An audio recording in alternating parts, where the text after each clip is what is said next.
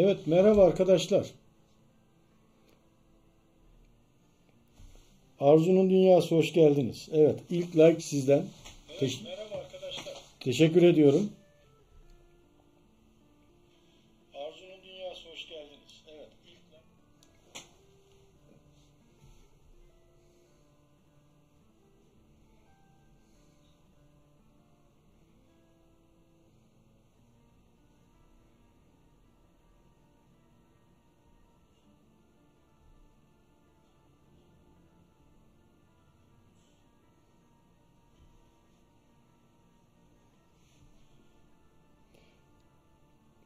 Gülsün Food Palace hoş geldiniz.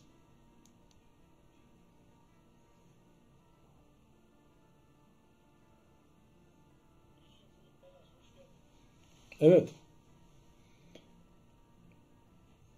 bugün Perşembe. Bizim Perşembe sohbetlerimiz devam ediyor.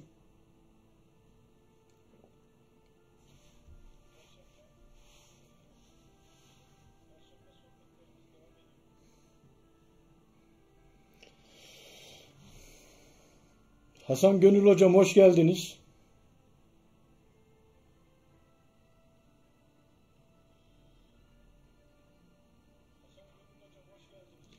Beğen için de teşekkür ederim.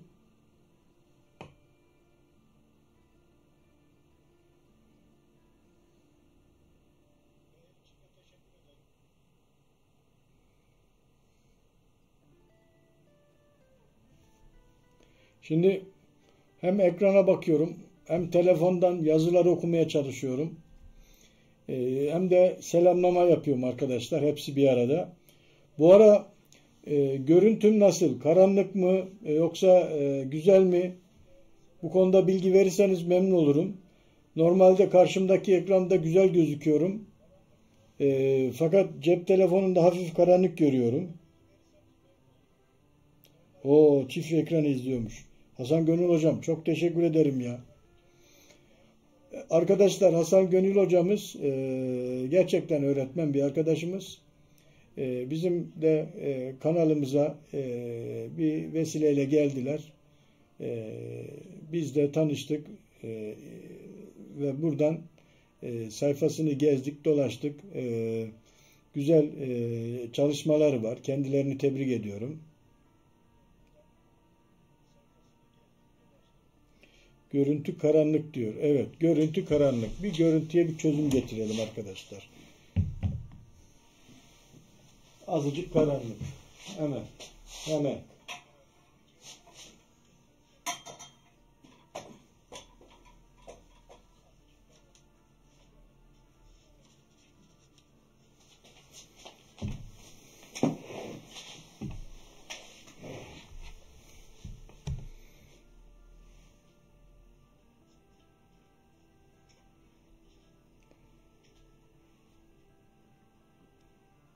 Evet, beni düşün. İyi akşamlar demiş.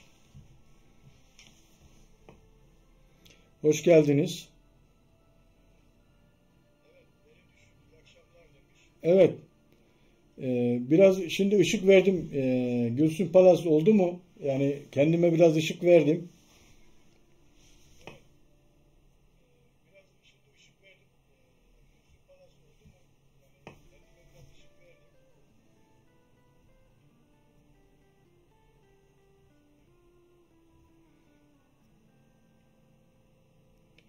Evet, oldu dendi. Şimdi gerçekten ışık ayarlamak zor.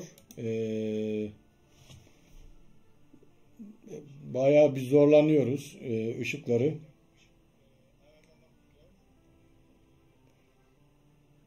Evet, böyle daha iyi önde. Şimdi biraz daha karşıma da alabilirim. Bir hafif bir ayar daha yapalım.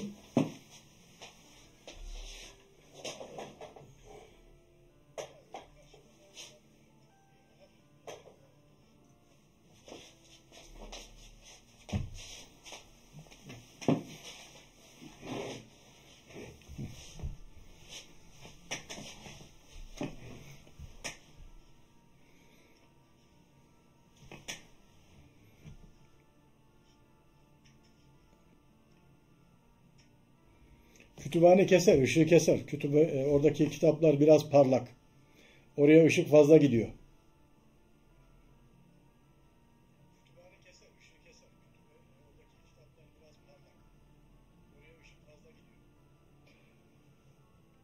Arzu'nun Dünyası. Hasan Hoca'yı bulmak kolay. Hasan Gönül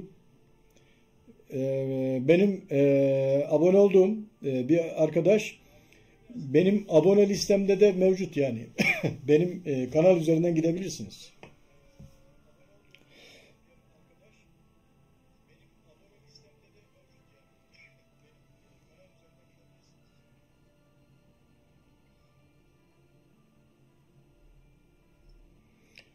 Evet, bugünkü konumuz da güzel şeyler arkadaşlar. Yani fazla bir sohbetimiz olmaz. Biliyorsunuz ben Perşembe günleri saat 9 gibi açıyorum ve 40 dakika kadar konuşuyorum veya en fazla bir saat konuşuyorum. Duruma göre kanalları inceleyeceksek, irdeleyeceksek uzayabiliyor. Fakat bizim şimdi programımız bu şekilde gelişti. Bu şekilde devam etmeyi düşünüyoruz. Hasan Gönül Hocam, sorun yok. Siz nasıl isterseniz dinleyebilirsiniz. Beni düşün, hoş geldiniz. Gülsüm Food Palace hoş geldiniz. Arzu'nun Dünyası hoş geldiniz. Hasan Gönül Hocam hoş geldiniz. Şimdi arkadaşlar biz de bugün karşınızdayız. Bakalım sizlere ne anlatacağız bugün veyahut da neler konuşmayı düşünüyoruz. Aklımda güzel şeyler var. Sizlerin de görüş ve düşünceleri bizim için önemli. Konumuz önemli arkadaşlar. Bugünkü konumuz ne dedik biz? Perşembe sohbeti, YouTube kanal değerlendirmesi ve ahlakın tarifi. Perşembe sohbetimizde kanal değerlendirmesi ve ahlakın tarifi var. Bugün kütüphaneden tamam beni düşün dinleyebilirsiniz. Bugün kütüphaneden sesleniyorum. Sizlere kütüphanenin ne olduğunu, neden önemli olduğunu anlatmak ve temayı bu şekil oluşturdum. Şimdi arkadaşlar şu bir kitap. Sayalım. 1, 2, 3, 4, 5, 6, 7 tane ciltten oluşan bir kitap. Mevzuat kitabı. Kamu kurumunda çalışan yöneticilere yönelik ama benim kendi kurumumdaki personele yönelik personelden ziyade yöneticilerin el kitabı diye lanse ettiğimiz bir kitap. Şurada yazar. Yöneticilerin el kitabı diye arkadaşlar. Yöneticilerin el kitabı. Şimdi kameram ters olduğu için ters okuyabilirsiniz. Bu kitabı ben hazırladım arkadaşlar. Yani tasarımından içindeki dizayn, içindeki bilgilerin yerleştirilmesi, iç kapak, dış kapak, metnin oluşturulması, bunun emeği bana ait arkadaşlar. Gülhan'ın Yemekleri hoş geldiniz. Elif'in elinden hoş geldiniz. Şimdi arkadaşlar bu kitabı hazırlarken bu mevzuat kitabı Mevzuat.gov.tr'den mevzuatı indirdik.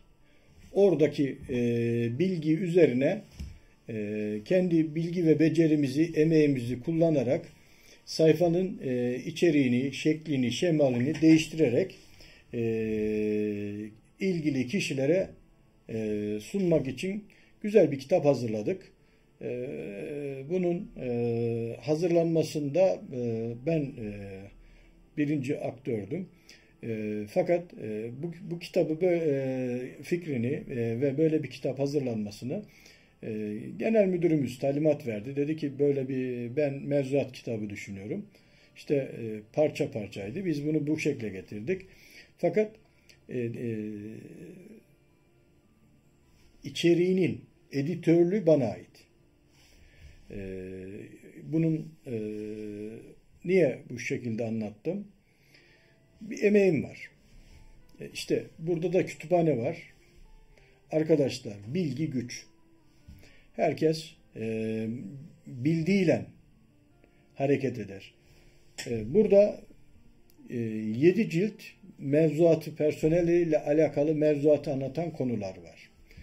Şimdi biliyorsunuz, Mehmet Öncül, hoş geldiniz. Şimdi biliyorsunuz, biz YouTube'da vergi mevzuatını ve YouTube'un kurallarını, onun yanı sıra başka mevzuatlarla ilgili konular gelirse anlatıyoruz. Peki mevzuat başkası okusa anlamaz mı? Okursa anlar arkadaşlar. Ama bazı insanlar okuduğunu değil, birilerinin anlattığını daha iyi anlıyor. Bazıları anlatılanı değil, okuduğunu daha iyi kavruyor. Yani bu farklılıktır. Mesela bazı insanlar bu kitabı açıp şöyle açıp okuyup üzerine çizip not alıp daha aklında kalırken bazıları da bunu internete gidip internetten indirip bilgisayardan da cep telefonundan da okuyabilir, öğrenebilir. Bunlar normal bir şey. Öğrenmenin farklı metotları var. Ama önemli olan nedir biliyor musunuz arkadaşlar? Öğrendiğini uygulayabilmek, öğrendiğini hayata geçirebilmek. İşte bizim esas şeyimiz bu. Bakın, daha önce hazırladığım bir kitap daha var benim. Burada sürdürülebilir av yönetimi, eğiticiler eğitimi var. Bakın, eğiticiler eğitimi. Bu kitabın içerisinde bir sınıf nasıl yönetilir? İşte 10 kişilik, 20 kişilik, 30 kişilik, 400 kişilik gruplar nasıl yönetilir? Bunları nasıl ders anlatılır? Bunlara anlatılan konularda onların anlatılan konuların sonunda bu istediğimiz davranışı kazanıp kazanmadığını nasıl değerlendiririz?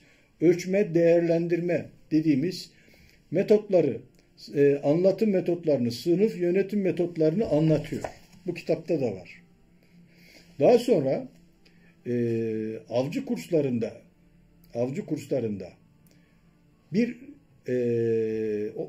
konu, diyelim 8 konu var. Bir konu nasıl anlatılır? Diyelim kampçılık. Kampçılık nedir? Tarihçesi nedir? Kampçılıkta ne var? Şu var, bu var. Peki bunu karşımızdakine nasıl anlatacağız? Onun metodu var. 2. Peki bu dersin planlaması nasıl olacak? O da var. Peki bu dersi anlattığımızda karşımızdakilerin hangi davranışları kazanacağı, bu konuya özgü davranışlar nedir? Davranış belirleme ve anlatıldıktan sonra bu davranışların kazanıp kazanılmadığını nasıl sorgulayacağız? O da var. Yani bir eğitimci şu kitabı aldığı zaman bir avcı eğitim kursunda A'dan Z'ye ne anlatılacak? Anlatıldıktan sonra karşıdaki öğrenci, kursiyer neyi kazandı, ne kadarı kazandı bunu da sorgulayabilecek. Bunun metotları anlatılıyor. Şimdi Gülhan'ın yemekleri hoş geldin. Gökay Kandemir hoş geldin. Arkadaşlar gördükçe söylüyorum. Peki bu kitapları, bu kütüphaneyi biz şimdi karşınıza niye çıkardık? Perşembe sohbeti dedik. Arkadaşlar ahlakın tarifi dedik ya. Ahlak kitaplardan öğrenilmiyor. Ahlak kitaplara yazılmıyor. Ve benim bu kitabı hazırladığımda Orman ve Su İşleri Bakanlığı vardı. Şimdi Tarım ve Orman Bakanlığı var. Şimdi öğrencilerin temel hakları bu kitapta bir sürü konu da var. Yani gerçekten bir eğitimci bunu aldığı zaman güzel bir planlama, metot, yöntem defteri olarak bunu kullanabilir. Emin Bey havadan sudan hoş geldiniz. Şimdi arkadaşlar karşınızda bunlarla çıktık. Bir şey. Bunlar sadece bunlar mı? Hayır. Şu an yanımda yok ama kurumda var. Orada biraz daha hazırladığım eserler var. Bir zamanlar da en iyi çevreci başbakan diye bir kitapçık hazırlamıştım. O zaman mevcut Cumhurbaşkanımız başbakandı.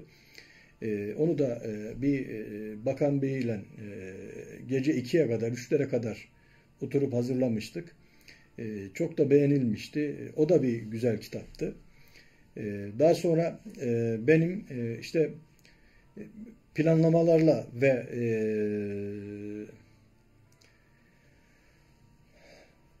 uygulamalarla ilgili böyle kitapçıklarım oldu. Onları da hazırlamıştım. Şimdi arkadaşlar bunları hazırlarken Fadime'den püf noktalar. Hoş geldiniz. Funda Atak. Hoş geldiniz. Şimdi bu kitapçıkları hazırlarken hani ciddi bir emek sarf ettim. Hatta şunu söyleyeyim. İşte bildim bileli 96 yılında memuriyete başladığımda o dönemde 1,5-2 yıl sonra okul müdürü oldum. Çıraklık Eğitim Merkezi müdürü oldum. O dönem kitapçıklar hazırlayarak, bir şeyler yaparak çevreme ve birçok arkadaşa faydalı olmaya çalıştım. İşte o dönemden beri böyle çalışma eserlerim var. Hatta meraklıyım bu konulara. 2002-2004'te Sivas'taydım, Yıldızeli'ndeydim. O dönemde de Yıldızeli ilçesinin tanıtım videosunu hazırlamıştım. Yani belediye başkanı ve ilçe kaymakamı, yani böyle bir çalışmamız olsun Hakan Bey dediler. Biz de gittik, bir yıl boyunca çekim yaptık. Alandaki düğünleri, cenazeleri, ondan sonra köprüleri, dereleri, karlı hali, karsız hali, yani epey bir malzeme birleştirdik ve onları videoya attılar. Bir de senaryo yazdık. Böyle şiirimsi bir senaryo yazdık. Onu da ben yazdım. Ondan sonra çok da güzel oldu, tutuldu. Çok da beğendiler. Bunları duydukça biz güzel mutluluklar da duyduk. Evet. Şimdi bunları niye anlatıyoruz arkadaşlar? Ben emeği sarf etmeyi ve o emeği harcarken de mutlu olan bir insanım. Hani konumuz ahlakın tarifi ya. İşte arkadaşlar, emek harcıyorsan, bir emeği karşında sergiliyorsan ve kimseden de bir şey çalmadan, çırpmadan, kendi öz emeğinle bir şeyler paylaşıyorsan, yapıyorsan, bundan güzel bir şey yok. Şimdi sizler yazarken ben anlatayım arkadaşlar. Siz yazışın.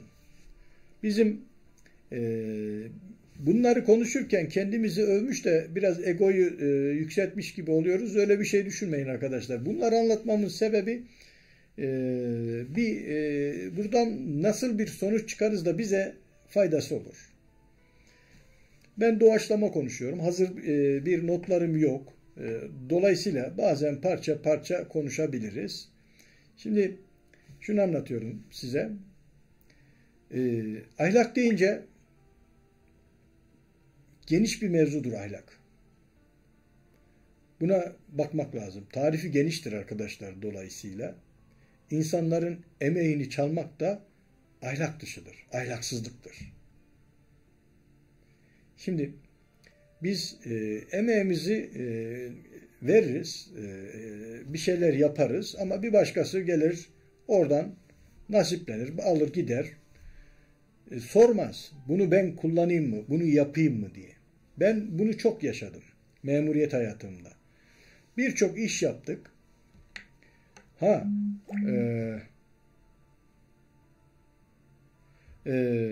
Birçok iş yaptık. Birçok insanlara Arkadaşlar benim kanalımda ben mod vermiyorum. Çeki TV hoş geldiniz. Çünkü ben kanalı takip etmiyorum. Yazışmaları takip etmiyorum. Kim ne yazdı görmüyorum. Dolayısıyla mod verdiğim zaman modu verdiğim arkadaşlar da takip etmiyor. Modu sadece aboneleşmek için kullanıyorlar. Bazen engelleniyor, engel kaldırılıyor, problem yaşanıyor. O yüzden moda karşı böyle bir şey oluştu. Beni yanlış anlamayın. İşe olan arkadaşlara da bir şey diyemem. Hani moddan dolayı problem yok. Şimdi arkadaşlar Çeki TV hoş geldiniz. Kolayca hoş geldiniz. Evet. Hoş geldiniz demediğim arkadaşım var mı? Yazınca belli olur. Şimdi bunu anlattım arkadaşlar. Yani biz emeğini esirgemeyen insanlarız. Peki hocam bunu niye dedin? Ya şimdi yıllardır çalışıyoruz, emek veriyoruz bir şeylere ve emeğin değeri yok arkadaşlar.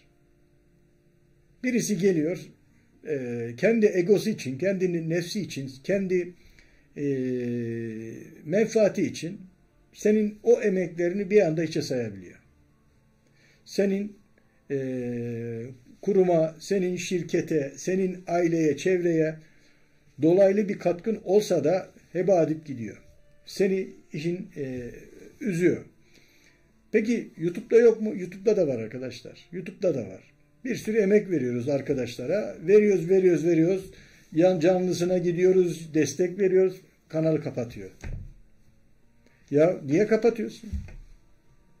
Niye kapatıyorsun? O kadar abone çalıştık. O kadar saat çalıştık. Kanalı kapatıyorsun. Ya emek verdik biz ama. Arkadaşlar kanalı kapatabilirsiniz. Ya para kazanmayı kapatın ya. Yani kanalınız dursun. Yani ileride farklı kullanırsınız. Neyse. O da bir emek. Hepimizin emeği var. Bunlar önemli şeyler. Bir de yayınlarda şunu görüyorum. Bizim bilgimiz var. Uygulama bilgimiz de var. Biri bir şey soruyor, anlatıyorsun. Diyorsun ki şöyle, biliyorsunuz mesajda 200 harf yazıyorsun. Sonra akış oluyor. Ya bir şey yazıyorsun. Bilen de bilmeyen de senin yazdığına başka bir yerden başka bir şey duymuş. Hocam öyle değil. Sen yanlış biliyorsun. Nereden biliyorsun sen? YouTube'un kuralları noktasında. Ya yazılı, YouTube'un kuralı yazılı. Atıyorum 10 tane maddesi var. Ya arkadaşlar çıkıyor. Ya öyle değil hocam şöyle. Niye? Nereden duydun? Falan öyle söyledi. Ya falan yanlış okumuş.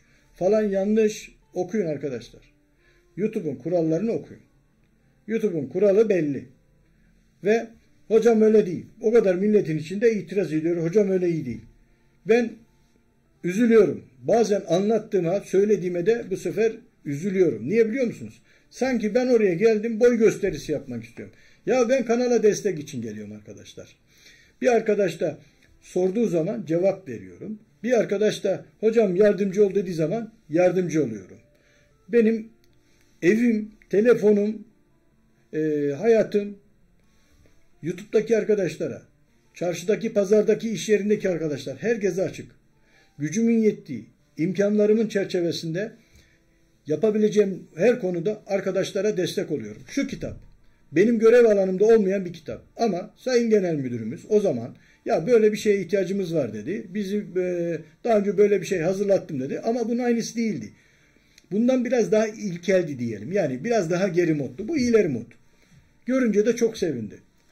Kendisinin teklifiyle biz de emeğimizi esirgemedik, hazırladık. Bu genel müdürümden biz bunu hazırlarken, arada koyarken bazı arkadaşlar da girdi. Yalakalık yapıyorlar, şöyle yapıyorlar, adamın etrafını sarıyorlar. Böyle bir şey yok arkadaşlar. Bu özveridir. Yapıyorsanız koyun. Birisi çıkıyor, onu ben de yaparım. Yap arkadaşım.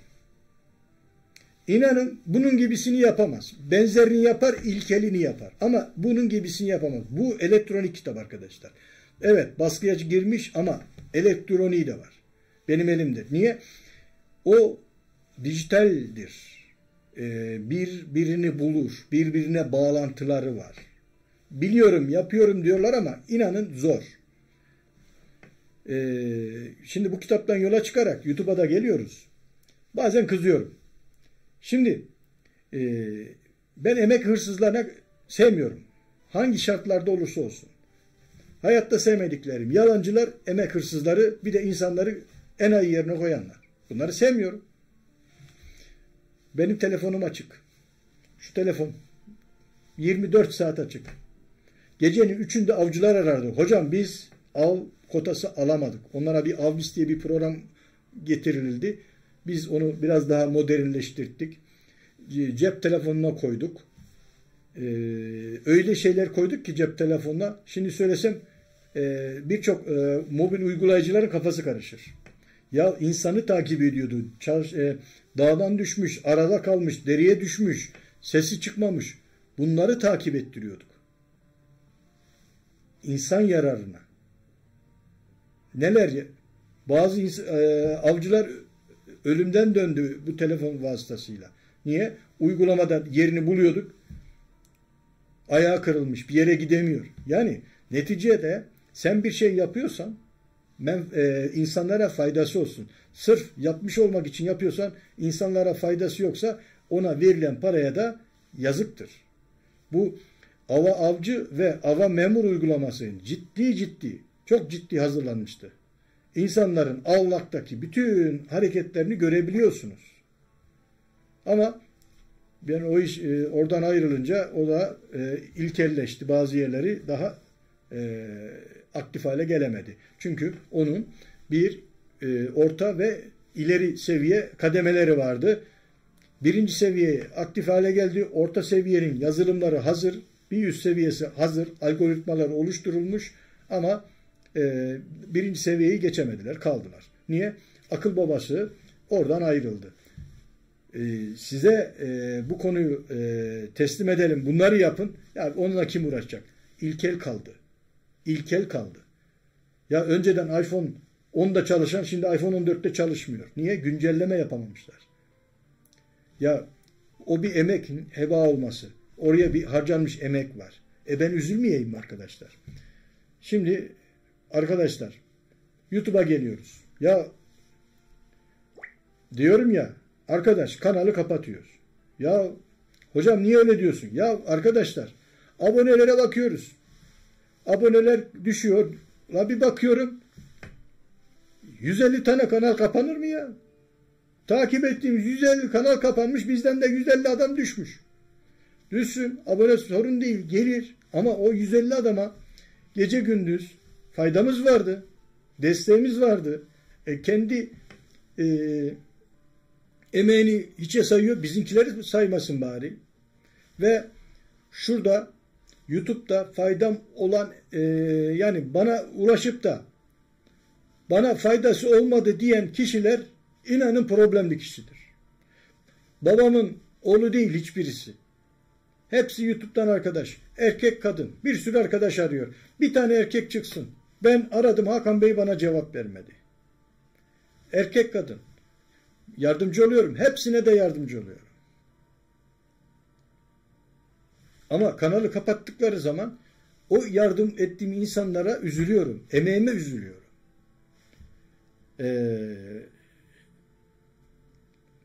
Kapatmayın. Para kazanmaya kapatın. Ama gelin kanalınızda videolarınızı atın. Para kazanmaya kapatın.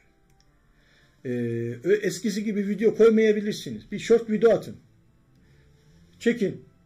Bugün dişlerim beyaz deyin. Dişlerinizi çekin atın. Bugün dışarıda karıncalar yürüyor değil. 2 karınca çekip atın.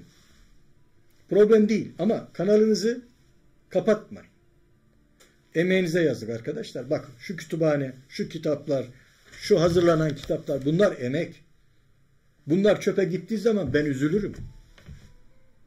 YouTube için de üzülürüm. İşte ahlakın tarifi dediklerimiz bu.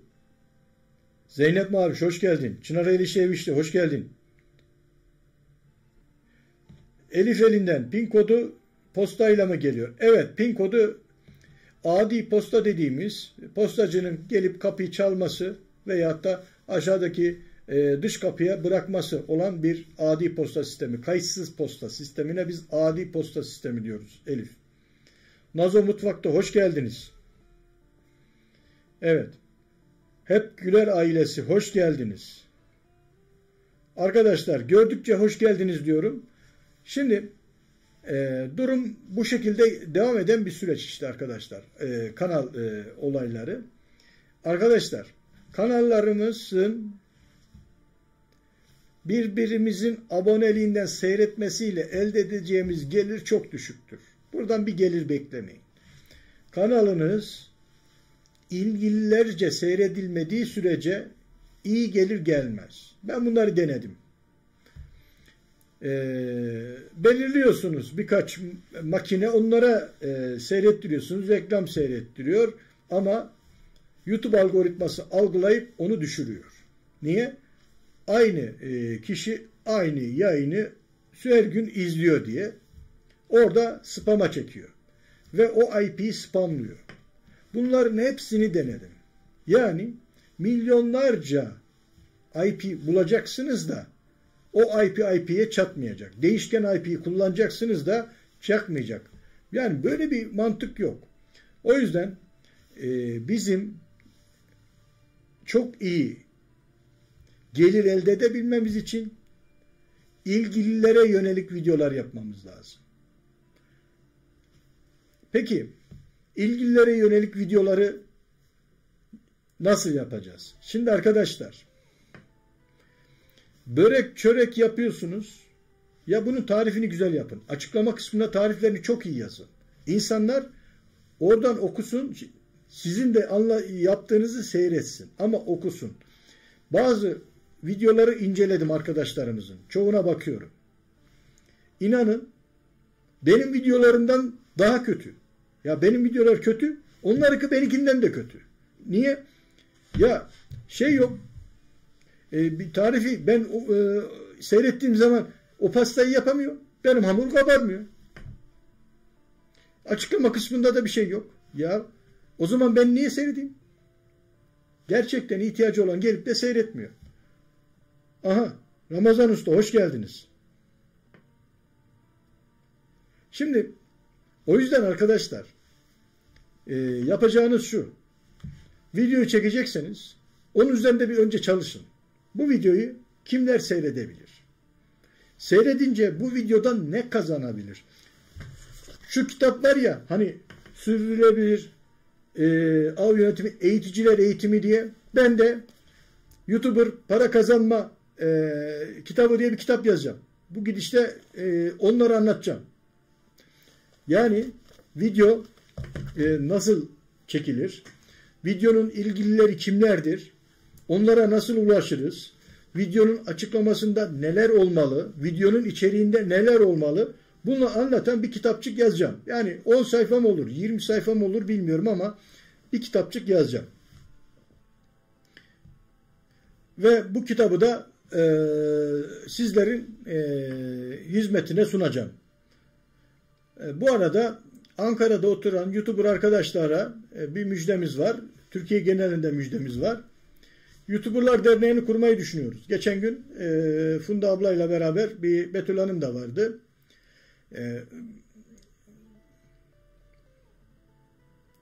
Derneği kuralım dedik. İnşallah 7 kişiden itibaren yani 7 kişi oldu muydu dernek kurulabiliyor. Şimdi onun iç tüzüğünün hazırlanması noktasında çalışma yapıyorum. Dernekler iç tüzüğe göre kurulur. Tüzüğü olması lazım dernek tüzüğünün. Ondan sonra ona göre şey yapacağız. Evet arkadaşlar, pin olayı şu. Pin adi postayla geliyor. Postacı getiriyor. Dış kapıya bırakıp gidiyor. Sizin zilinize basmaz. Evinizde teslim etmez.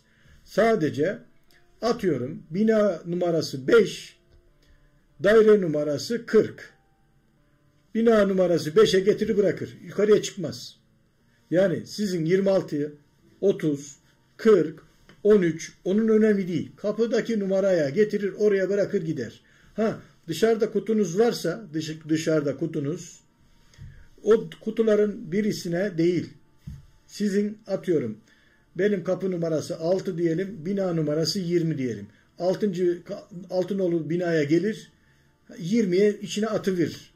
Onu yapar. Ama içeriye girmez. Ha, binanızda kutu yok mu? Kutular içeride mi? Adam giremiyor mu? Girmeyle uğraşmaz. Dışarıya bırakır. Evet Gökay, reklam girecek. Reklam bizim gelirimiz. Şimdi buradan yola çıkarak şunu anlatıyoruz. YouTube derneğini kurmayı düşünüyoruz arkadaşlar. Niye biliyor musunuz? YouTuber arkadaşlarımızın yasal mevzuat açısından işte geçerlilik anlamından bazı çalışmalara ihtiyacı var.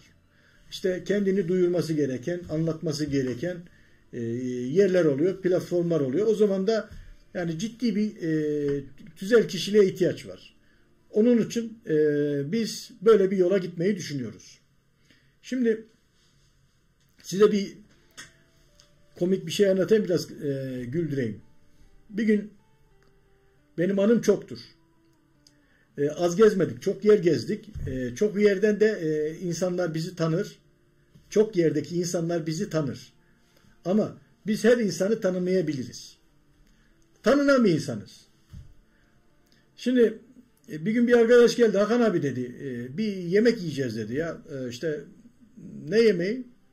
İşte av hayvanları falan filan, işte şu yemek bu yemek. Yemeğe gidelim. Çıktık, yemeğe gittik. Neyse vardık oraya, epey bir kalabalık, 40-50 kişi var.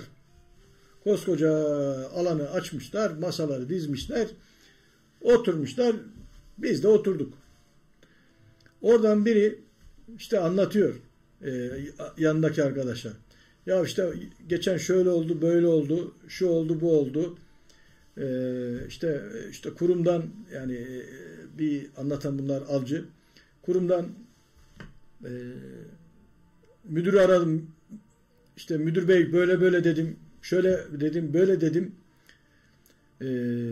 O da diyor ki hangi müdürü? Hakan müdürü aradım diyor. Benim arkadaşım, kankam dedi. Biz de dinliyoruz adamı. Hakan benim ama o müdürü, Hakan müdürü aramış. Kanka, muhabbet başladılar. İnsanlara anlatıyor tabii. Oradan biri dedi ki ya Hakan abi ben de tanıyorum dedi. Çok değerli bir adam dedi. Geçen de benim bir işim vardı. Hatta bir yerde oturduk, çay içtik dedi. Ben adamı ilk defa görüyorum. Hiç de çay içmedim. Hiçbir şey demiyorum. Herkes konuşuyor. Avcıların palavrası çok ya. Ben o zaman inandım. Neyse. Herkes bir şey anlatıyor. Herkes bir şey anlatıyor. Dedim ya bir de ben anlatayım. Ya bu kadar iyi bir adamı ben tanımıyorum. Şöyle bir baktılar. Hakan abi sen tanımıyor musun? Cidden tanımıyorum ama dedim. Benim o Hakan abi dediğiniz bir adamla bir muhabbetim oldu dedim. Yani o yüzden tanımıyorum. Ben o adama gıcığım dedim. Abi ne oldu bir anlat dediler. Ya bir iş için aradım adamı dedim. Böyle böyle dedim. Ya demediği laf kalmadı. Ters dedi, sövdü, saydı. Oradan biri dedi ki ya yapmaz öyle bir ya. O adam öyle adam değil. Ya yaptı, yapmadı. Neyse. Bizim arkadaşlar dedi ki ya arkadaşlar ne diyorsunuz? Hakan bu adam dedi ya. Ortalık bu sefer kahkahayla boğuldu. İşte biz Türk insanı bazen böyle enteresan şeyler yaşayabiliyoruz. Yani o kadar adam benimle konuşuyormuş, muhabbet ediyormuş. Kankaymışız, çay içiyormuşuz, kahve içiyormuşuz, kıyıda köşede geziyormuşuz ama benim haberim yok. Bunlar olan şeyler arkadaşlar. Bir sürü anılarımız var böyle bizim. Hepinizin de anısı vardır. Herkesin bir bildiği de vardır. İşte biz de bazen biliyorsunuz anılarımızı anlatıyorduk sizlere. Gökay sen pin dağıtıyorsun gene herhalde herkese. Elmas abla hoş geldin. Çeki TV. Evet. Şimdi arkadaşlar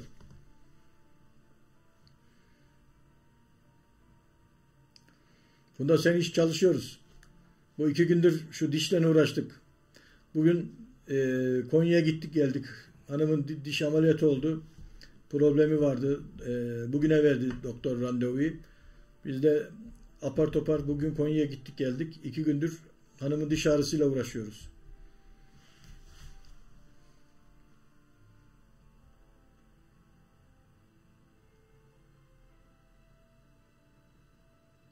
Evet, Fadime'den püf noktalar. Adam havasını atıyordu.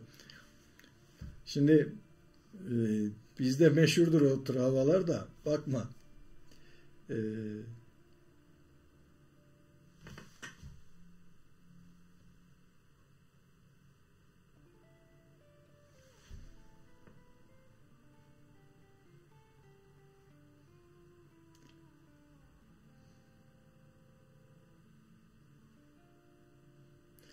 Hocam YT'den olmadığı işi ticarete döktük. Gökay. YT'den çok ciddi para kazanmak için çok ciddi izleme lazım. Yani 100.000'in üzerinde izleme varsa para var. 100.000 üzerinde izleme yoksa para yok.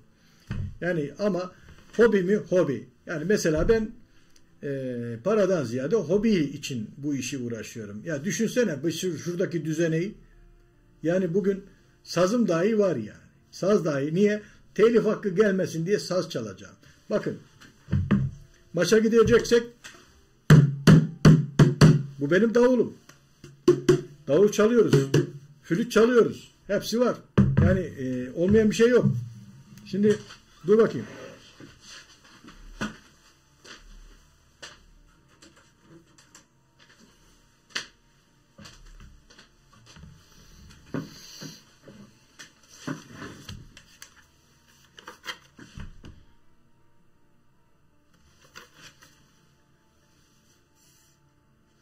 Bu MIDI müzik. Sennheiser'ın gelişmişi. Çalmaya tozlanmış. Şimdi bunlar şurada petleri var. Dijital müzik yapıyorsun. Bu piyano değil. Dijital. Bilgisayara bağlantılı. Bilgisayara bağlıyorsun. Buradan basarak o bilgisayarda bunu kontrol ederek her türlü müzik aletinin sesini çıkarıyor ama dijital program. Ben Ableton kullanıyorum. Ableton. Orada müzik yapmaya çalışıyorum.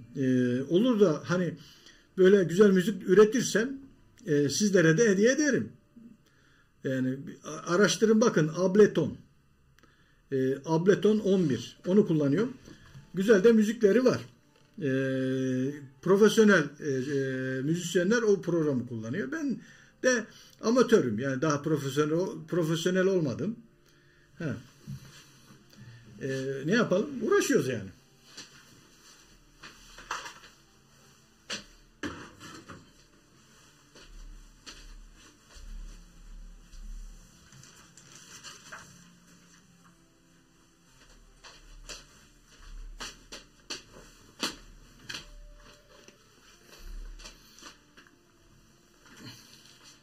Bu da bağlamam arkadaşlar.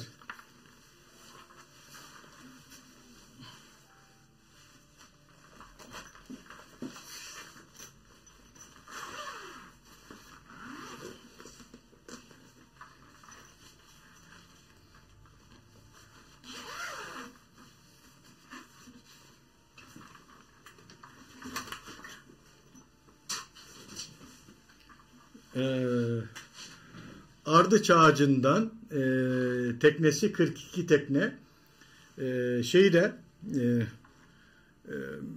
klavyesi sapı da ardıç. Şimdi teliften kurtulacağız Gökay. Biz bunu müzik yapacağız. Şimdi şu an çalamıyoruz ama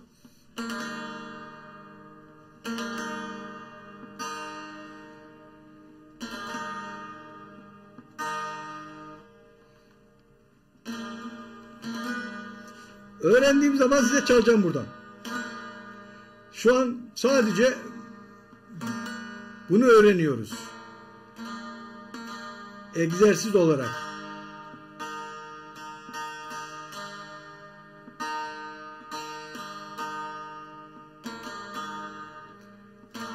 İyi bir hoca bulursak sazı öğreneceğiz arkadaşlar. Bağlamayı. Bunu da aldık getirdik. Bu hem elektronik yani şu an siz mikrofondan size geldi. Kablo takarsam şeyden gelir. Adını siz söyleyin.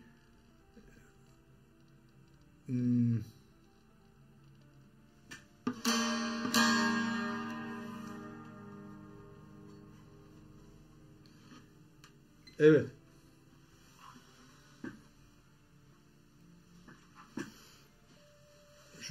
Bunu sağlam bir yere alalım. Durun, hemen geliyorum. Kırmayalım.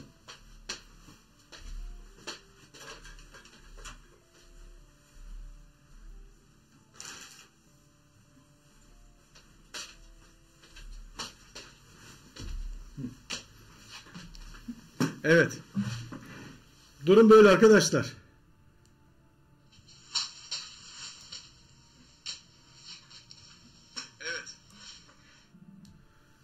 Evet.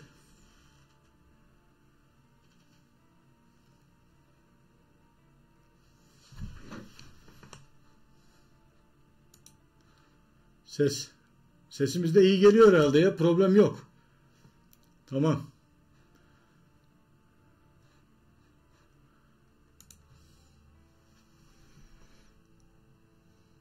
Nazo mutfakta düşünüyorum saz almayı. Nazo alalım, sana da alalım.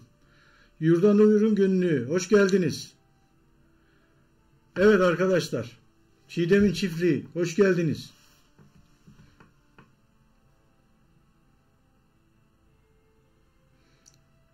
Funda tel var, tel var. Tel veririz ya. He. Şimdi durum bu arkadaşlar. Bizim kaç dakika oldu? Oo, tamam. 50 dakika olmuş. Bir saat dersimiz bitti. Özetleyecek olursak arkadaşlar, emeklerimiz var. Emeklerimiz var. YouTube'da bir emeğimiz. Emeğinizi zayi etmeyin. Emeğinize sahip çıkın. Eğer hobi olarak yapıyorsanız, zaman harcıyorsanız, bugün para kazanmayabilirsiniz. Ama YouTube'dan dost kazanıyoruz. Bakın, ben paradan çok sosyal etkileşim kazanıyorum. Bu benim hoşuma gidiyor. Kim ne derse desin. Bir sürü arkadaşımız oluyor. Gerçekten çok değerli arkadaşlarımız oluştu. Ve nitekim karşımıza bugün çıktınız. Hepinizle sohbet ediyoruz. Bir kısmınızdan belki yüz yüze görüştük. Bir kısmınızdan telefonla görüştük. Neticede bu bir parayla alınamayacak kadar bir güzel dostluktur, kıymettir arkadaşlar. YouTube'u biraz da hani çevremizi geliştirsek, bir parti kursak herhalde başbakan dahi oluruz, cumhurbaşkanı da oluruz diye düşünüyorum yani. YouTube partisi kurarız. Neyse, işin esprisi, ama sosyal etkileşim çok önemli. Biz sosyal platform olarak YouTube'u etkileşim için kullanıyoruz. Yani karşımızda bu var. Evet, birçok arkadaşımızın da birinci hedefi para, ikinci hedefi sosyal etkileşim. Yani hepimizinki de aynı. Yani dolayısıyla çok para kazanamadım deyip de veya para kazanamadım deyip de kanalınızı kapatmayın arkadaşlar. Yani çok video bizi yoruyor, atamıyoruz diyorsanız da, dediğim ya, 2 short video atsanız günde yeter. Yani short videolardan ben ne çekeceğim? Ya sokaktaki kediyi çek, miyavlayan kedi de çek, at. Geçen dolmuşu çek, at. Yani materyal çok. Almanya'dan Nursel, hoş geldiniz. Durum öyle arkadaşlar. Yani anlatmak istediklerim bunlar.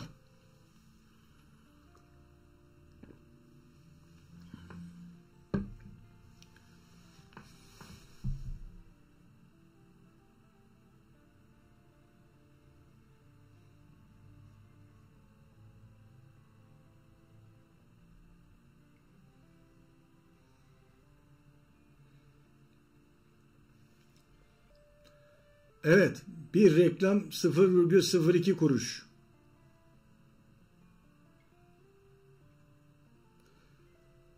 Hocam maşallah bayağı büyümüş kanalınız. Evet, abone sayımız arttı ama dedim ya, izleme sayısı bizim için önemli. Abone geliyor, ya abone oluyorlar, fakat izleme olmayabiliyor. İşte bu bizim de, bakın, benim kanalımda bazı videolar var. Hani şunları emekleri hazırladım ya, bunları nasıl hazırladığımın videolarını çekiyorum şimdi. Yani insanlar bir şeyler yapacaksa, püf noktaları vereceksek, benim de sizler gibi mutfağım yok. Hani bir makarna nasıl pişirilir anlatabilirim. Buradan anlatırım. 8 çeşit makarna pişirebilirim. Şimdi olay anladınız mı? Şimdi diyeceksiniz ki hocam 8 çeşit makarna ne olacak işte, cimcik makarna, yüzlük makarna, kıvrım makarna. Öyle değil. Öyle değil. Bakın.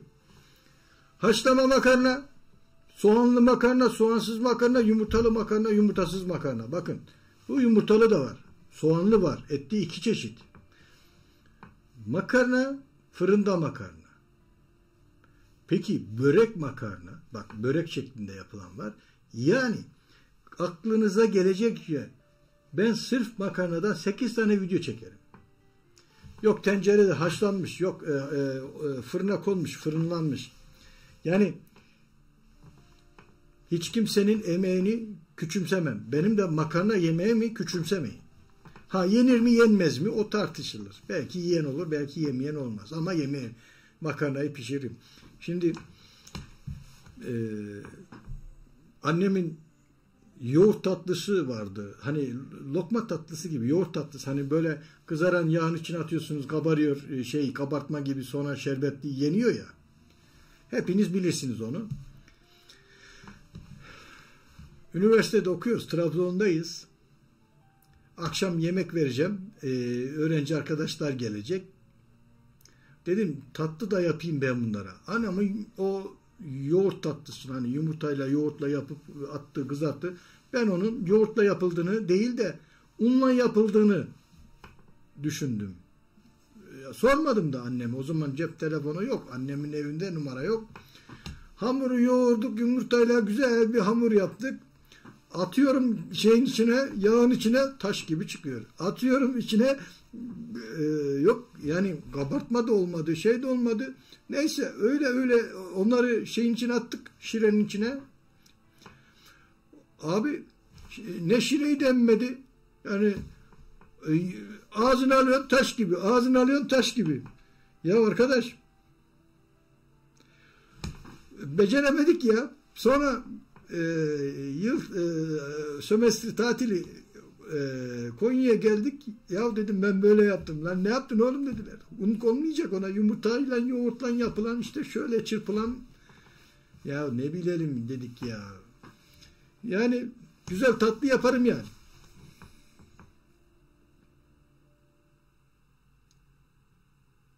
Şimdi ama bakın Ramazan ayında her gün yemek vardı bizim kaldığımız evde. Biz yemek yapıyorduk. Ben güzel türlü yemeği yaparım. Patates, işte içerisine bezelye, mezelye, bazen patlıcan, karnıyarık, hani musakka mı diyorsunuz? Biz karnıyarık diyoruz. Ondan patlıcan yemeği, normal patlıcan yemeği. Bazen palamut olurdu, orduya gelirdi şöyle donmuş, Norveç somonu gibi. Keserdik, onu fırında pişirirdik. Yani böyle gariban öğrenci arkadaşlar gelirdi. Her gün yani iftarda her gün soframızda bir sürü öğrenci arkadaş olurdu. O zamanlar benim çorbam ve patates yemeğim çok hoşlarına giderlerdi. Hani pilavı da iyi yaparım. Bakın pilav. Şimdi ben pilavı yaparken ne yapıyorum biliyor musunuz? Pilav tarifi veriyorum Ramazan Usta. Bak dinleyin bakın. İyi bir pilav nasıl? Bizim eğitici kanalı yemek kanalına döneceğiz neredeyse. Şimdi bakın. Pilav diyelim ki bundan 2 tane pilav. Bir tane ya da dur ölçü verelim. Bundan bir tane pilava koyduk. Bundan 2 tane su. Ama pilavı hafif şişirdik. Şeye koyduk. Tencereye attık yağın içine. Pilavı kavuruyoruz. Esas hüner pilavı kavurmada. Eğer pilavı lanetleyin, öyle ucundan kavurursanız pilav olmaz, hamurlaşır. Ama pilavı iyi pilav yapabilmek için karıştırırken dişiniz gıcırdayacak, kamışacak. Yani tencerenin içerisine kum atıyorsunuz da gıcırt yapar ya, işte pilavın o derece kavurursanız pilav oluyor. Ama o derece kavurmazsanız, ya yoruldum bu kadar yeter derseniz pilavınız pilav olmuyor. Lapa lapa tane düşmüyor. Pilavın püf noktası oymuş. Püf noktası. Pilavın kızartılırken sanki tencerenin içerisinde kum karıştırıyormuş gibi böyle diş kamışır ya, bir karıştırın da o diş kamışmasını anlarsınız. Gidin pilavı öyle karıştırın. Ondan sonra suyunu koyuyorsunuz. Kapatıyorsunuz. Altını yapıyorsunuz. Evet. Şimdi bu pilav da yani. Pilav da öyle yaptım. Fark ettiyseniz güzel bir pilav tarifi verdim. Ondan sonrası hikaye. İşin başı çok önemli. Sonu da önemli gelebilir. Pilavda da o.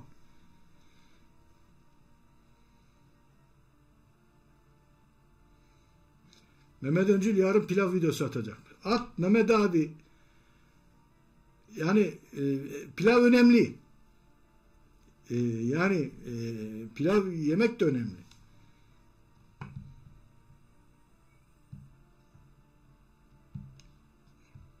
Evet. Şimdi yemek dedik ya, benim et yemeğim de güzeldir. Hani şimdi bizim kayınvalidenin bacısı, rahmetli bacısı bize geldi. Biz de yemek yiyeceğiz. Yani biz onları yemeğe çağırdık. Annem dedi ki ne yapalım oğlum dedi. Anne dedim ben beyaz et alayım. İşte tavuğun kanadından biraz alalım. İşte budundan biraz alalım. Ama ağırlık şeyde olsun. O beyaz et döşetlerinde şudur budur. Onu güzelce terbiyeledim. Yumuşak şöyle el gibi yaptım ince ince. Kızaracak. Yani yufkanın kalını olur ya o incelikte kesiyorum. Neyse üzerlerine tel de basıyorum. Çok da güzel oldu. Yanında pilav falan var. Şimdi bizim kaynananın bacısı sordu hanımın teyzesi. Bu ne dedi? Balık dedim. İyi ben balığı severim dedi. Şimdi oturduk yiyoruz. Sonra bizim kaynana dedi ki ya kız dedi sen dedi tavuk yemezdin. Bakıyorum burada dedi tavuğu götürüyorsun. O dedi ki ben tavuk yemiyorum ki balık yiyorum dedi. Hakan bana balık yapmış. Rahmetli oldu gitti. Tavuğu balık diye yedirdik. Kötü bir şey değil. Yani sen pişirirsin de tadını balık gibi verirsen balık gibi gider. Adını ve tadını balık gibi vereceksin. O yüzden bir gün hocam dedi ki oğlum Hakan bir şey mi anlatıyorsun? Adını verme. Önce tadını ver. Adına karşı tepkisi olanlar, antipatisi olanlar, iğrençlik duyanlar yanaşmaz. Ama sen tadını ver, onlar adını öğrensin. Ya biz bunu yanlış biliyorduk desinler. Bu benim çok önemli bir konum. Hocamın bu sözünü hiçbir zaman unutmam. O yüzden bir şey mi anlatıyorum? Ben adından ziyade önce tadına bakarım. Tadını vermeye çalışırım. Bu önemli bir çizgi. Türkan'la Güncel Hayat hoş geldiniz. Fatoş hoş geldiniz. Evet. Şimdi bir zamanlar radyo vardı. Radyo istekler vardı. Bizim çocukluğumuz çok renkli dönemlerdi. Ben o zaman radyoda Perşembe sohbetleri veriyorum. Dini sohbetler veriyorum. Güzel ahlak üzerine hadisler ve hadis derslerinden aldığım sohbetler veriyordum radyoda. Epey bir izleyici kitlemiz oluşmuştu. İşte hocam yani sen ne söylersen insanlar hocam diye bir yere edindikten sonra şimdi Hakan okulda hoca, radyoda hoca, yani bizim farklı hocalıklarımız oluştu insanlar içerisinde. Bazen karşılaştığımız zaman biri diyor ki hoca, yok ya bu cami hocası, yok işte okulda hoca, ya işte okulda hoca ama böyle, çünkü dini sohbetim bayağı bir şey veriyordum. Etkili veriyordum yani, öyle öften püften değil. İyi hadis. Hani hadis dersi aldım çünkü. Tefsir dersi de aldım. O derslerden verebiliyordum. İnsanlar gerçekten de dinliyordu. Çünkü gelen telefonlardan bunu görebiliyorduk. O zamanlarda öyleydi. Şimdi o zaman da radyoda bir odaya geçiyorduk. Kendi kendimizle konuşuyorduk. Şimdi ise karşımızda sözde siz varsınız ama siz yoksunuz. Siz ekranın öbür tarafındasınız. Sizi görmüyorum. Kimi görüyorum? Karşımda kendimi görüyorum. Koca bir dev televizyonum var. Anlattıklarım kendimi karşımda izliyorum. Şimdi bak şöyle kol yapıyorum, o da bana yapıyor. Ben bunu yapıyorum, o da bana yapıyor. Kendimi izliyorum. Kendi kendime konuşuyorum. Bu YouTube'da bizi kendi kendine konuşan deliye soktu bizi. Neyse, işin esprisi bu. Arkadaşlar, şu bir gerçek. Aranızda çok güzel diksiyonu, anlatım tarzı olan insanlar var. Mesela geçen gün pro dersler, yani bilgisayarla ilgili, kullanımla ilgili temel dersler veren hocamın kanalını bir inceledim. Diksiyonu çok güzel. Anlatma şekli çok güzel. Şimdi anlattığı konulara ben hakimim. Belki ileri seviyede de hakimim ama onun gibi anlatamıyorum. Yani çok gıpta ettiğim, çok beğendiğim bir beyefendi. Teşekkür ediyorum. Allah ona yol açıklığı versin. Şimdi arkadaşlar, gerçekten aramızda çok güzel konu anlatan, bir şeyleri anlatabilen arkadaşlar var. Hepsinin takdir ediyoruz, ellerinden öpüyoruz. Çok bilip anlatamayan arkadaşlar da var. Onlar da inşallah anlatırlar, bir şeyler yaparlar. Bazı arkadaşlar yani yüzünü göstermiyor, normal. Bazı arkadaşlar gösteriyor.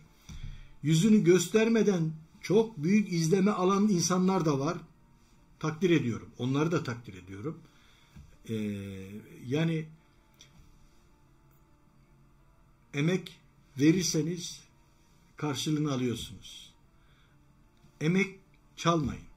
Emek hırsızlığı, ahlaksızlığa giriyor arkadaşlar. Yani o yüzden emeği olan her arkadaşa saygımız var, sevgimiz var, seviyoruz.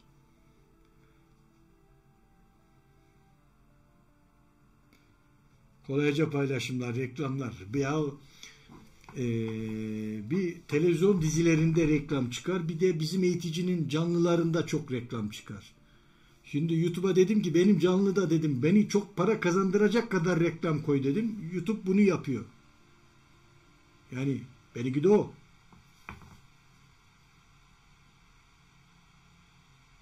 Fatoş, problem yok. Senin de anlatma şeklini seviyorum Fatoş. Sen de güzel anlatıyorsun. Kedilerin abisi, hoş geldiniz. Nefis Pratik Tarifler Mutfağı, hoş geldiniz. Hoş gelmediğiniz hoş geldiniz demediğim arkadaş varsa lütfen üzülmesin. Onlar da hoş geldi. Hocam görüyor Nefis Pratik Tarifler Mutfağı. Şu anda gördüm. Ben dedim ya, ekrana bakıyorum. Telefona bakarsam yazılanları görüyorum. Kusura bakmayın. Televizyona bakıyorum, kendimi görüyorum, konuşuyorum. Ama telefona bakarsam da kimlerin geldiğini görebiliyorum. Böyle bir yol izledik. Ondan.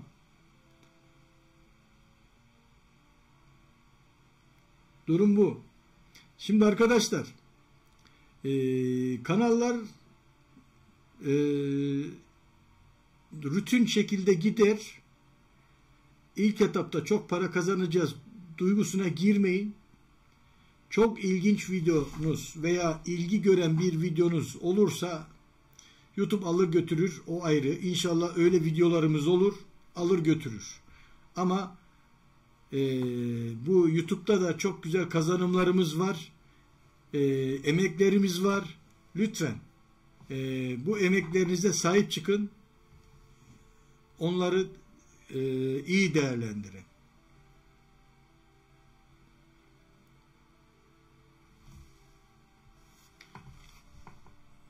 Bugün benim size anlatacaklarım bunlar. Bir kanal değerlendirmesi yapayım. Bakın arkadaşlar, kanalınızda başlıklarınız ve açıklama metinleriniz mutlaka ve mutlaka olsun. Açıklama metinleriniz, girin Google'a, girin YouTube'a, en çok hangi kelimeler aranmış, bu kelimeleri kullanarak bir açıklama metni yazın. Açıklama metniyle videonun içeriği aynı olmak zorunda. Yani farklı olmasın, karışık kuruşuk olmasın. Yani birbiriyle çelişmesin. Birbirinin içeriği olsun. Şimdi açıklama metinleri çok önemli. YouTube eskiden videoların izlenmesine algoritma öyle çalışıyordu ama şimdi YouTube açıklama, başlık, kanalın sosyal etkileşimi, kanalın başkaları tarafından paylaşılması, kanalın yorumları, kanala gelen beğeniler, kanalın gittiği yorumlar, kanalın gittiği beğeniler, kanalın izlemeleri, bunların her birini algoritması yoğuruyor, inceliyor ve ona göre sizi ön plana çıkarıyor. Sadece YouTube videonuzda değil, videonuz çok yorum alıyorsa, çok beğeni alıyorsa onu da çıkarıyor. Yani o yüzden sadece izleme değil, yorum ve beğeniler de çok önemli. Bakın, birbirimizin videolarını beğenelim. Ve enteresan bir şey daha var. Benim birçok arkadaşım videoma yorum atıyor. Videomu görüntülüyor. Mesela bir video attım. Videomun görüntüleme sayısı 120. Beğeni sayısı 5. Nasıl oluyor? 120 kişi benim abonemden girmiş veya yarısı dışarıdan gelmiş. Beğenen 5 kişi. Hocam 5'i beğenmiş. Yok. 120'si de beğenmiş. Ama arkadaşların beğenileri spama düşüyor. Bu ne demek biliyor musunuz? Olay şu. Gene bir püf noktası veriyorum. Arkadaşlar, bir kişinin beğeni yapabileceği sayı sabit. Onu aştığı zaman öbür taraftaki beğeniler artık rakamsal, karşı tarafa faydası olmuyor. Atıyorum. 3000 hakkınız var. Siz o gün 4000 tane beğeni yaptınız. 3000'i tamam, öbür 1000'i gitti. Peki ne olacak? Sizin videolarınız beğendikçe sizin beğeni kapasiteniz de artıyor. Mesela şu an benim 9986, 90 yaptıramıyorum. Niye? Gidiyorum, beğeniyorum, 10.000 beğeni kazanamıyorum.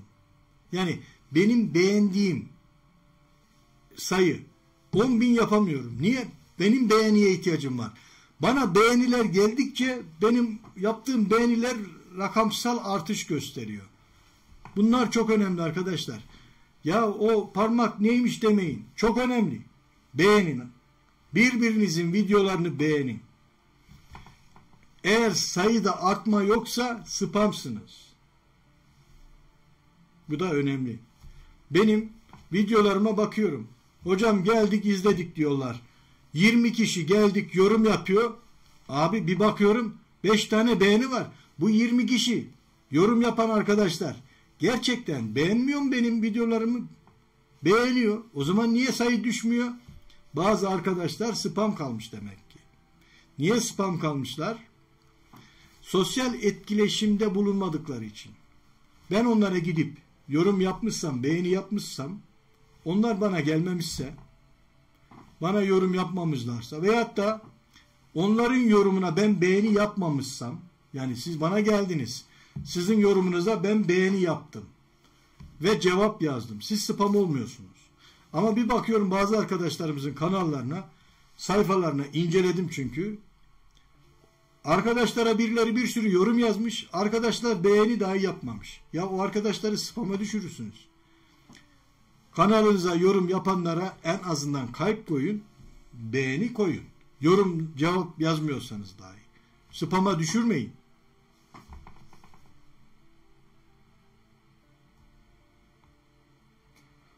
Funda Atak, hocam bana da like atıyorlar, yorum bırakmıyorlar. Gizli kahramanlarım var benim.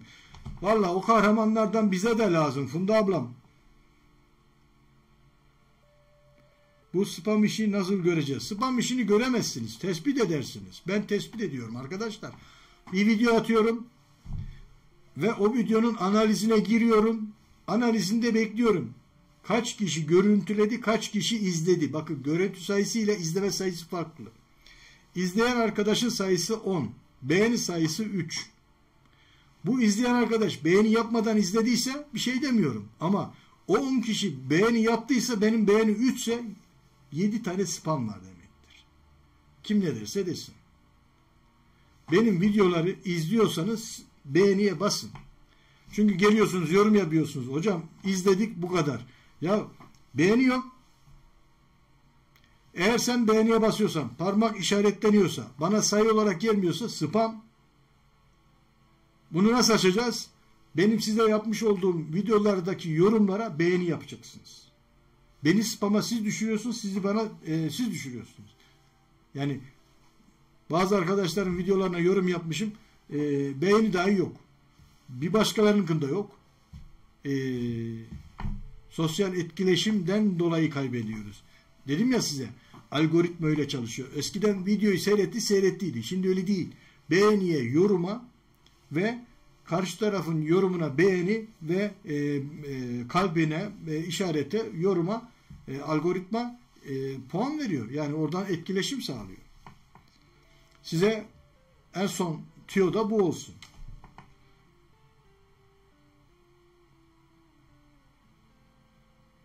Evet arkadaşlar.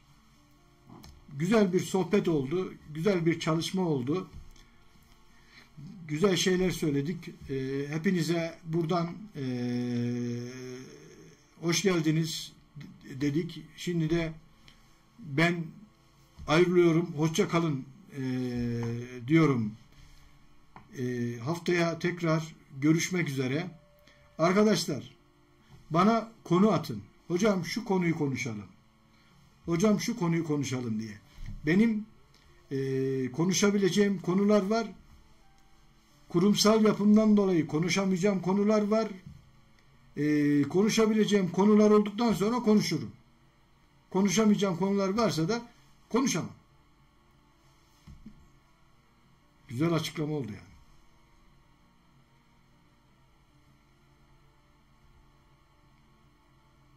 Elmas abla, inşallah İET bizi de görür. Görür. Herkesi görüyor. Evet.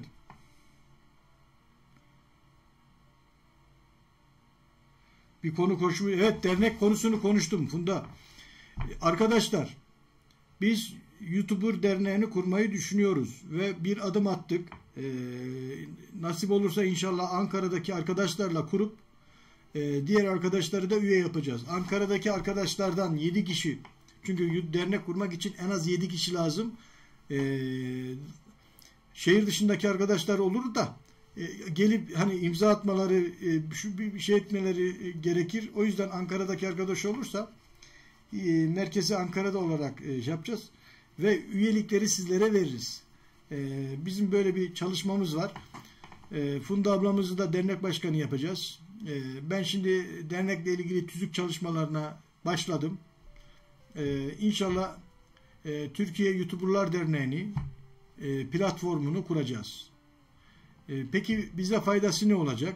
Arkadaşlar, YouTuberlarla ilgili mevzuat çalışmalarında, onların menfaatine olacak çalışmalarda dernek güçlü olursa Siyasilerle görüşme, onların kapılarını çalma hakkımız doğar. Ferdi, şahsi, kişisel bazı elde edemediklerimizi grup ve dernek olarak elde etme şansımız yüksek. Bunun yanı sıra başka şeyler de getirir. Onları da değerlendiririz. Yani platform çok önemli. Ben önemsiyorum. Önemseyen arkadaşlarla da giderim. Funda ablamla geçen görüştük. Hakan hocam çok güzel bir şey dedi. Ben dedi gönüllü olarak başkan olurum dedi. Bana da gönüllü başkan lazımdı. Funda ablam başkan olacak. Biz de yanında bu işlerin sorumluları olarak devam edeceğiz.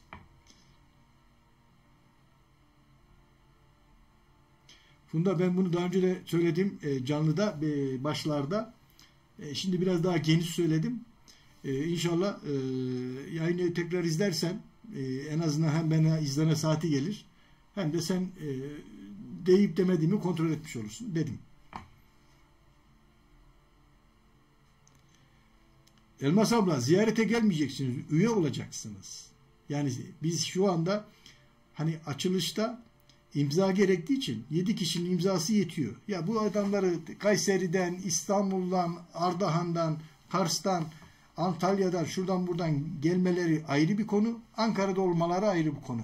Hani iş için gelir de o sırada arkadaş da burada olursa işte yazılabilir, ayrı bir konu. Emine Cent, hoş geldiniz.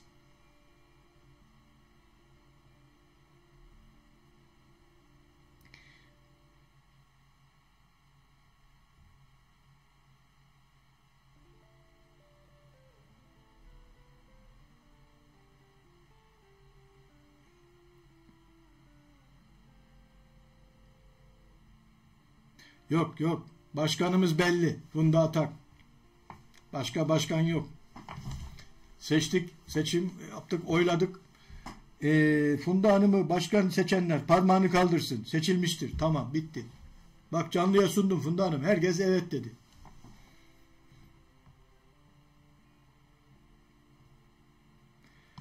Elmas abla, herkesin faydası olur.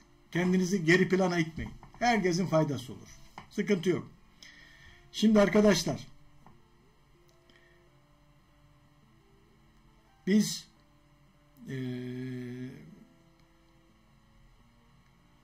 evet, Hasan Gönül hocam da bak kabul etti. Funda Hanım, en büyük başkan bizim başkan diye.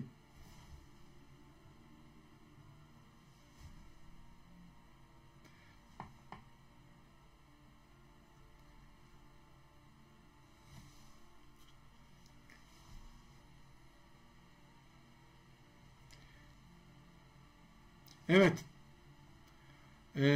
Bugünkü muhabbetimiz, sohbetimiz tadında kalsın arkadaşlar. 1 saat 20 dakika olmuş. Ben bu kadar planlamadım. Vallahi su gibi akıp gitti. Belki birilerine faydamız oldu. Belki birilerini gücendirdik. Kimseye kasıtlı bir davamız yok. Üzme şeyimiz yok. Tekrar üzdüysek de bizi affedin. Ben yayına geldiğiniz için, katıldığınız için hepinize ayrı ayrı teşekkür ediyorum. Arkadaşlar, videolarımızı beğenelim. Yorum belki uzun düşer, şu düşer ama o parmağı istiyorum. Oturun, benim bütün videolarıma beğenileri yapın. Hayırlı akşamlar diliyorum. Kendinize iyi bakın diyorum. Başka ne diyeyim ya?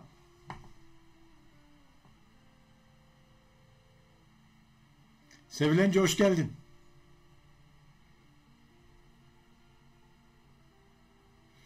Hepinize hayırlı akşamlar arkadaşlar. Hepinize hayırlı akşamlar. Çok teşekkür ediyorum. Kendinize iyi bakın diyorum efendim. Yayınımız burada bitiyor efendim. Kendinize iyi bakın.